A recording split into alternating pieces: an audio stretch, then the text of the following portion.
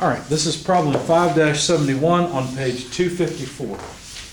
The rod assembly is used to support the 250-pound cylinder. Determine the components of reaction at the ball and socket joint A, the smooth journal bearing E, and the force developed along rod CD. The connections at C and D are ball and socket joints. I took a free body diagram that is maybe not the best, but perhaps might be something that you would select when you're not experienced with statics. I took a free body diagram that included the ball and socket joint at, wasn't that C? Yeah, I know there's another one at D, but there's one at C as well. So I included this. Now you might look at it and say, yeah, but this can rotate around. It's a ball and socket joint. That's okay. Doesn't matter. You can take a free body of whatever you want, as long as it's connected together. Otherwise, if it's not connected, then you've got two free bodies. But even with a connection like this, I can take this as a free body. Now the externally applied load, the weight, the 250-pound load, is out here at the end, and it is 1.5 feet from the curve in the rod. And then there is a bearing. It's pretty common to use a double X to indicate a bearing, okay, for a rotating shaft like this. So it's just a common schematic symbol for mechanical schematics. And there's a 1 foot length from the curve in the rod to the bearing. And let's see, there's another further 1 foot length here. Back to the support of the wall is another 1 foot length. They put 1 foot lengths everywhere, it appears on this. And the height of that, I didn't write down. Do they have it? I don't think they do. They don't have it. They probably intended to give it to us, but they didn't. Anyway, I drew an XYZ three-dimensional coordinate system as follows. So obviously CD is along the Z-axis. The main body of the rod is along the Y-axis. After the curve is along the X-axis. Between C and whatever point this is along the X-axis and so forth. And so then I said, well, there's a ball and socket at D, so there should be a dx force, a dy, I'm sorry, a dx, dy, and dz force. Okay? Obviously along the coordinate directions. Make that clear, dx. And at point A, what is point A? Another ball and socket. Okay.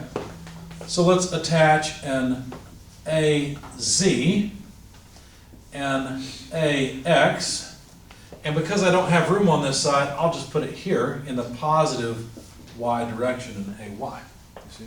It was easy enough to put the DXYZ similar to the coordinate system. This is the same, it's just I moved AY back a bit. That's all. To the positive Y direction. Okay. But the bearing will also provide some support. What sort of support do you suppose it would provide? Vertical, definitely. Now the bearing is what? Is it an E, I think? Yeah. So an EZ. What else? X direction. An X direction support, yep. EX. Anything else? I don't know if it would support the Y direction or not. Well, actually it's a bearing. It's designed to allow motion in the Y direction. Right? No, like sliding.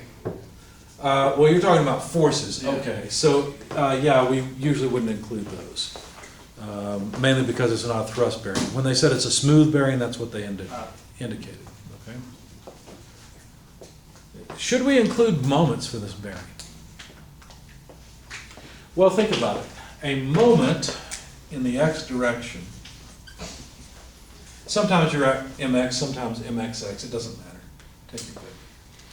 A moment in the X direction could be accomplished by AZ and the weight, right? So we don't absolutely have to have that. How about a moment in the Z direction? Well, let's see, a moment in the Z direction could be accomplished by a combination of AX and DX. So I'm not going to add moments in the z or the x direction. Obviously, no moment in the y direction because that's the purpose of the bearing, right? Is to allow rotation and not prevent rotation along the y-axis. Okay.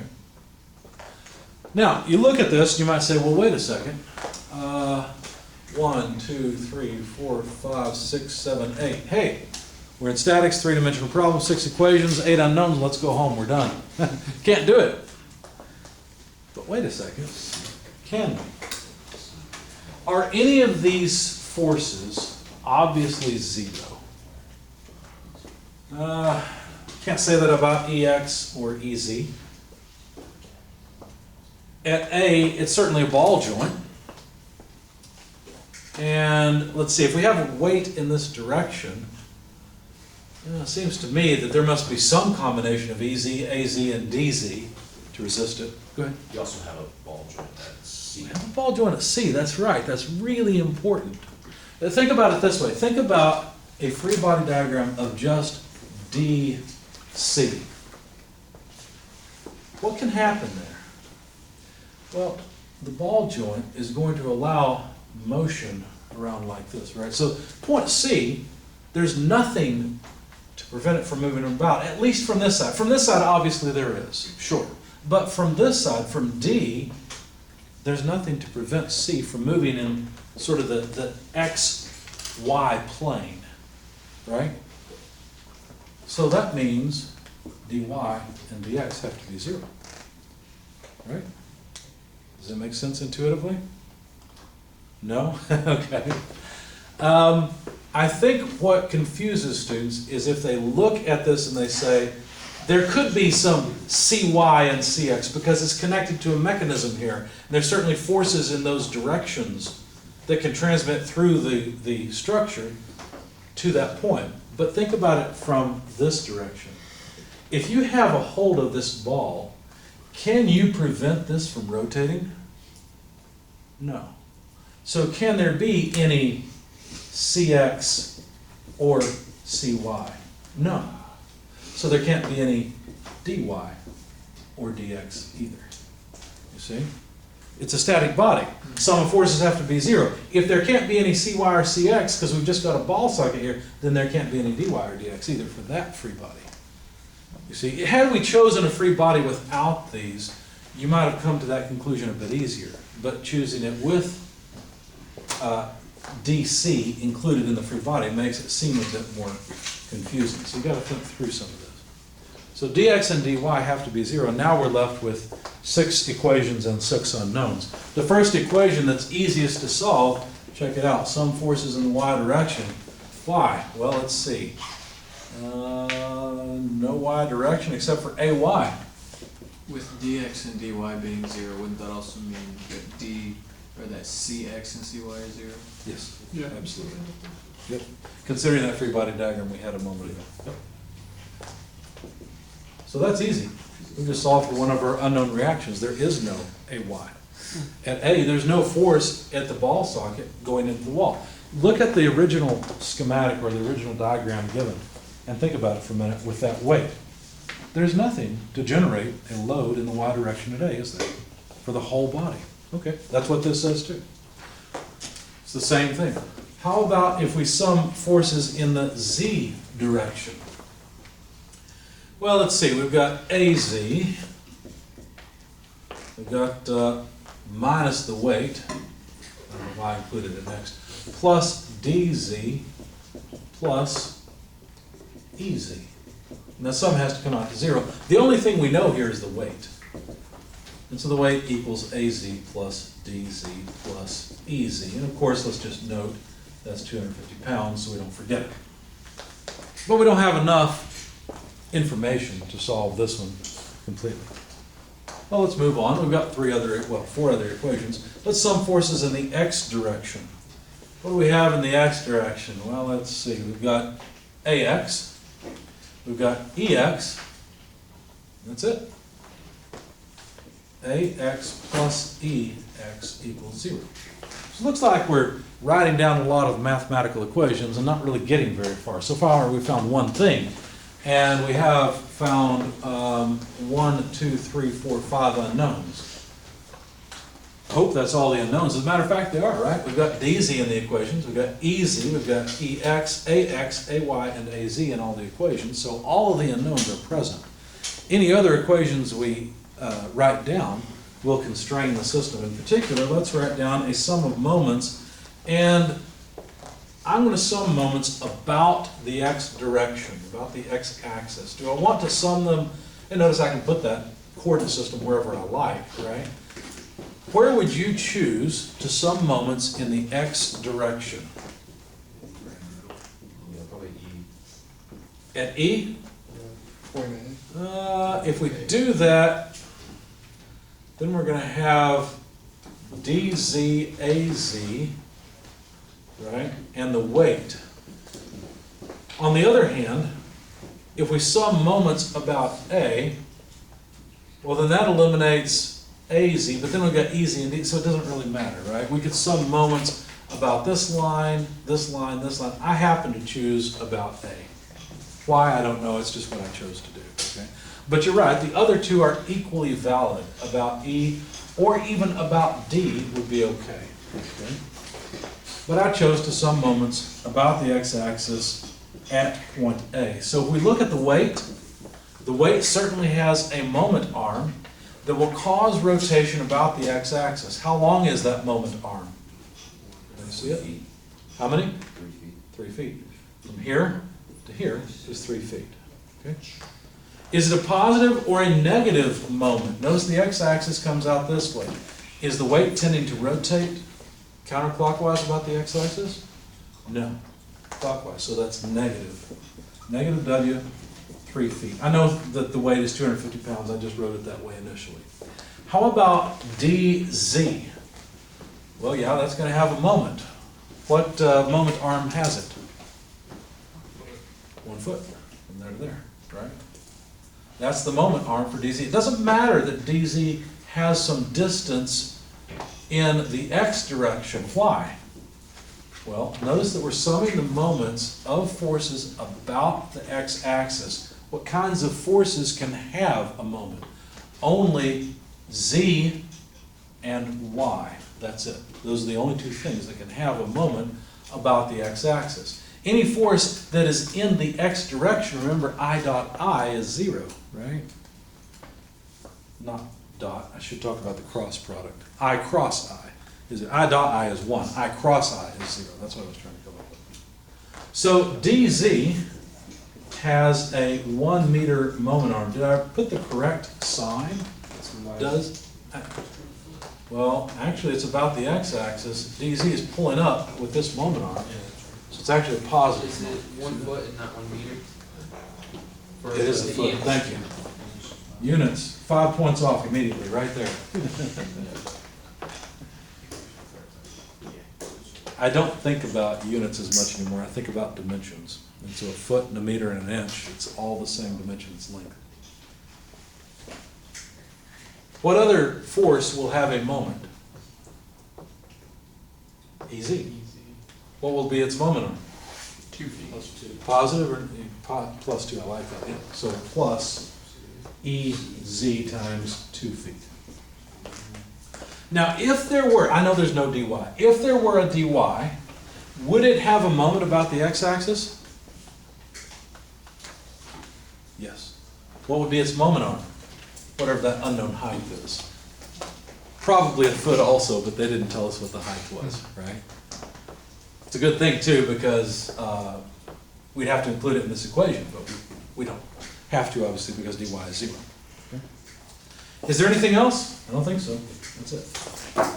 That sum should come out to 0. Well, this is good. We've got another equation, but still not enough knowns. In fact, let me go ahead and rewrite this just a bit. The weight is 250 times 3. Pull it to the other side, 750 foot-pounds force. Do you see what I did there?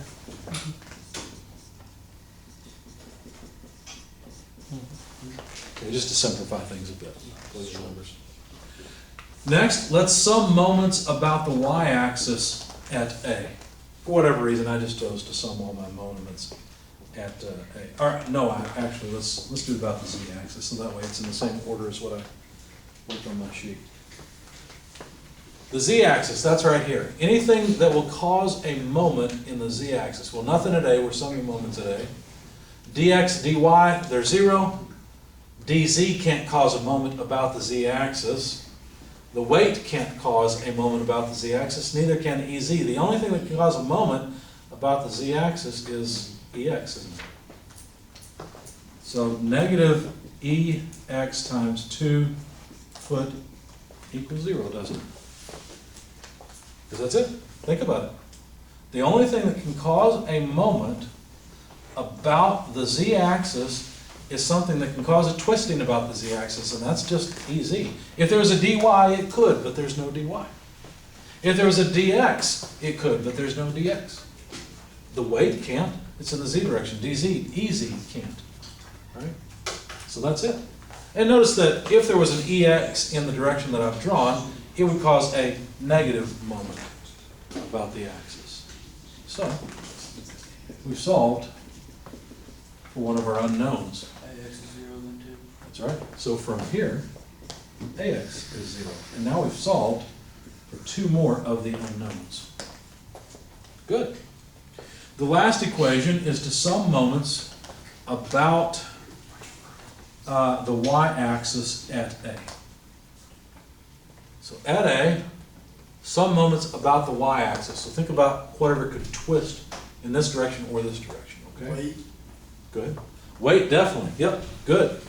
Will the weight cause a positive or negative moment? Positive. Positive moment. What's the moment arm? 1.5.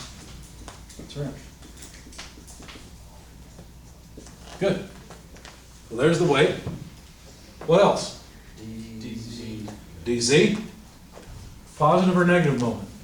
Positive. Moment arm? 1 feet. 1 foot. Here's that 1 foot moment arm if you're wondering where it's at. Anything else? That's it, because look, the axis we're summing moments about passes right through where ez, and if there was an ex, which there's not, but passes right through where ez is at. So ez can't have a moment arm. If it was off to the side, sure, it would have a moment arm, but it's not. Okay? So this sum must come to 0. Make sure I haven't missed anything. Yeah, that's it. So we can calculate dz very easily from this equation. It's just 250 pounds times 1.5 feet divided by 1 foot. Is that Yeah, a negative. negative? It would be negative, but that's just the. You're right. You're right, negative. Thank you. So 1.5 times that would be 375 negative foot pounds force. So in other words, dz is actually like that at 375 pounds force. Okay? Maybe I shouldn't have done that because I've taken the sense of dz to be this way in other equations, so let me just leave it as it is. Okay, so now we've got dz. Put a box around all of that. We've got 4 of our unknowns out of the way. Get easy. We can get easy very easily. It's easy. Yeah. It's getting late in the class, isn't it? AX is 0. Why don't we just erase the ones that are gone? AX and EX are gone. There. DX and DY are gone. They don't exist. They're unnecessary. All right, so if I was really clever, I would have left that one for last on purpose. It was just a mistake. It just happened that way. It's really not my fault. All right, so EZ is weight minus AZ minus DZ. So 250 pounds minus, where's AZ? I thought we had it. You can do easy with the DZ equation. 750 with DZ. Some. Yeah, you're right. We got to do it here, don't we? Okay, you're right. Okay. I grabbed the wrong equation. All right, so let's just do this. Let's take this up here first and get EZ equals 750, and I'm going to leave off the units. We know that it'll be in pounds force. Let's see, 750 minus dz, but dz is equal to a negative 375. Careful, right? Because when I wrote this equation, when I summed forces, I assumed dz was up. That's the reason I left it this way for now, okay? That way I can plug it in more carefully. And so that would be equal to, well, it's not quite EZ. EZ has a factor of 2, so we'll have to divide by 2. Okay. 25. I got 562 and a half. Those are different. Okay. So it takes 750 plus 375 and divide by 2. Okay. So there's EZ. And then last but not least, we should be able to go with this equation and calculate AZ. Last unknown. So that'll be weight minus DZ minus EZ. 250 less, there's DZ, a negative 375 minus EZ, 562 and a half. I'm running out of space, so we'll just put the answers here. AZ comes out to 625 pounds. We'll note that AY is equal to 0. Oh, then let's get rid of it. So is that it? How do you subtract a decimal and get a whole number? Where? EZ's a decimal as well. Let's see, what did I do? AZ. Yeah, you're right. I did something wrong there, didn't I? I must have left out a term in my solution. I got 62.5. That's what I got. 62.5, okay. That's what's wrong. Thank you. Yeah. In my solution, I forgot to subtract. I wrote down the equation, then forgot to subtract it.